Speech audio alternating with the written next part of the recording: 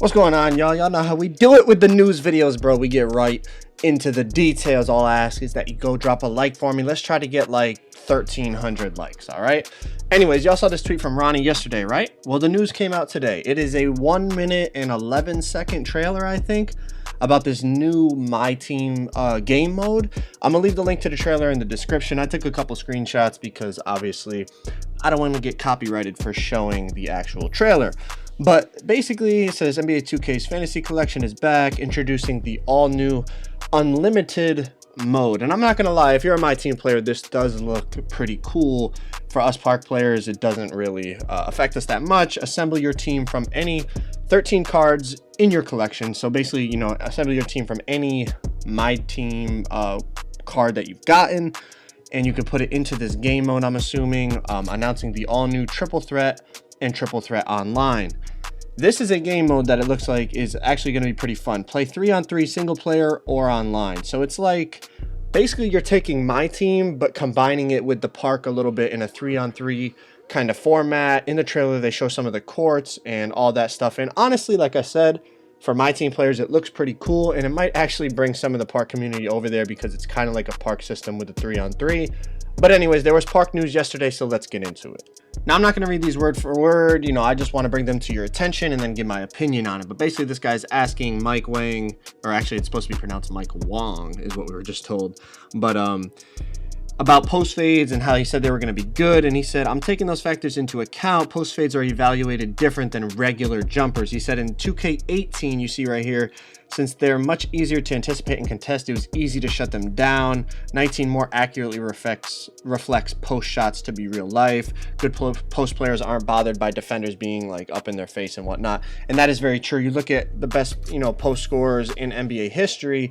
Obviously, a post fade is not a regular jump shot. You know, it's usually closer to the basket. And yes, it usually is contested more, but those post players have mastered the art of that post fade so much that it doesn't affect it. You look at, like, for example, let's take Dirk, for example. In real life, people contest the mess out of that fade, but because he's leaning backwards and he's shooting it from above his head, you know, almost behind his head a little bit, and shooting with such a high arc, it doesn't affect him. So I think that should reflect in 2K19, and apparently it's going to, but let's just make sure it's not too overpowered so that you can't defend it, if that makes sense. Next, moving on, we have, this one's not really that important, but what about throwing alley-oops? Because this year it was terrible. People were typically scared to throw a lot on a fast breaks. He says alley-oops are more useful in 19 and easier to complete in general. Defensively, players do a better job of intercepting oop passes, so we're able to relax some of the throwaways that we need to have in there to balance them out. Now, let's just make sure alley-oops aren't overpowered, but apparently he's saying it's easier to steal them if you anticipate it correctly. He was saying in 18, it was hard for you to steal an alley-oop pass, so to balance it out, they just made you throw it out of bounds. But, I mean, the logic behind that is amazing. Why not just fix the gameplay so that if somebody's in position to steal the alley-oop or block the alley-oop, they block it? No, whose idea was it to say, hey, instead of letting him steal it, let's just make, even though they're wide open on a fast break and the dude has freaking Lob City Passer Hall of Fame, let's just make him throw it out of bounds. I mean, that sounds like a good idea, right? That's not going to piss anybody off. Anyways, on-ball defense has been reworked, but what about paint defense? This dude says, paint defense is much stronger and pretty well balanced. A lot more contact down there too.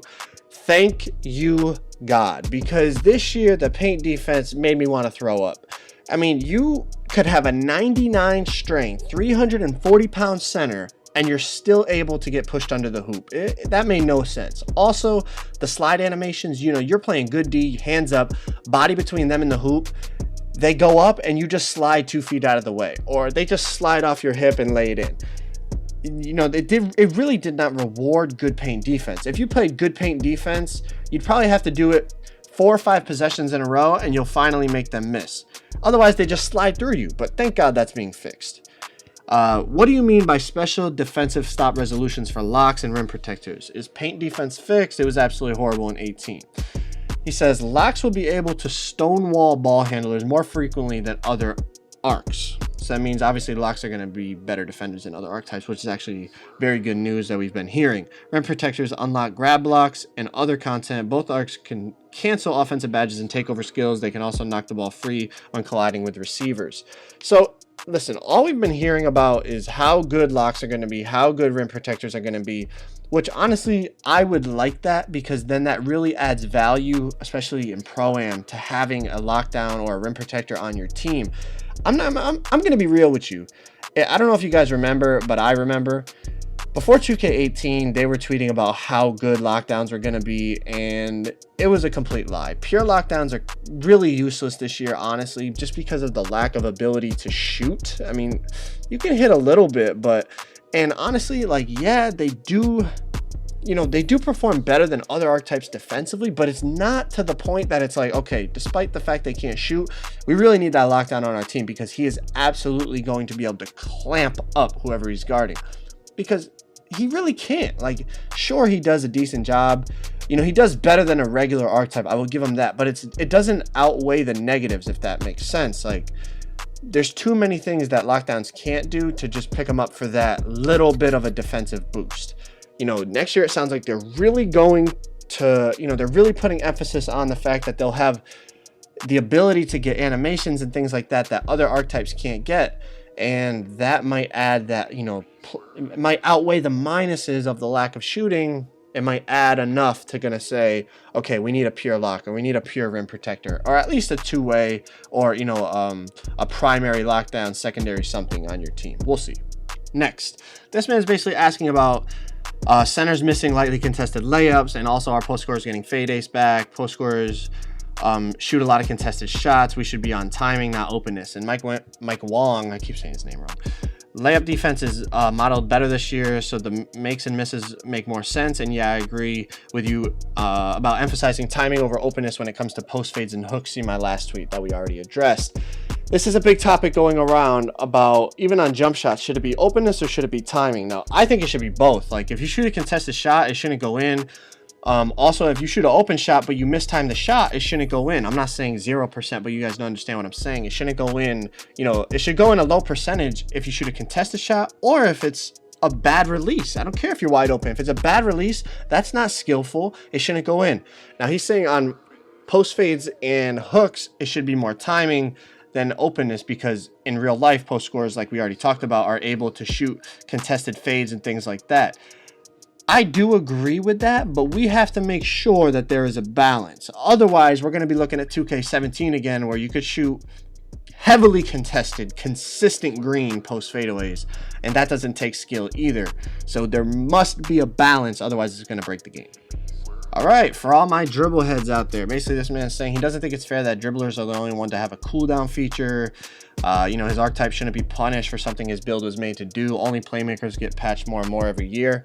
Mike Wang responds with, every archetype has some sort of mechanism to prevent abuse of their strength. Slashers degrade when they repeatedly take contact. Perimeter shooters degrade when they have to work too hard to get up a shot.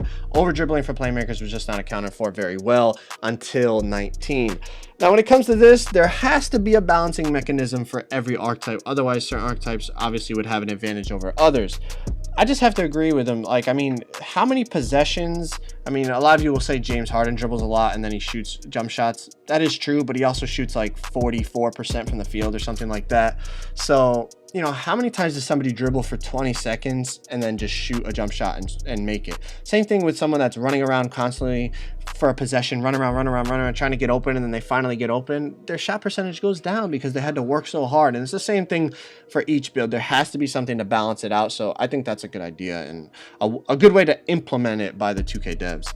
Last but not least, any talk about dribble pull-ups. And Mike Wang responds with, for shot creators, pull-ups equal cash. And this dude actually put the Kobe Bryant pull-up gif going on. And so for you shot creators out there, obviously, I mean, what else would we expect? I mean, obviously shot creators are made to shoot off dribbles and dribble pull-ups and things like that. So you would expect them to be cash. Now the question is, on a pure sharpshooter, are they still going to be able to shoot off dribble limitless range threes? Because that was something that, I don't want to say broke the game, but it kind of broke the game. Like, shooting off dribble limitless, it really changed the game. So we'll see when it comes to that. But hope you guys enjoyed the news. Enjoy the rest of your day, and I'll talk to y'all next time.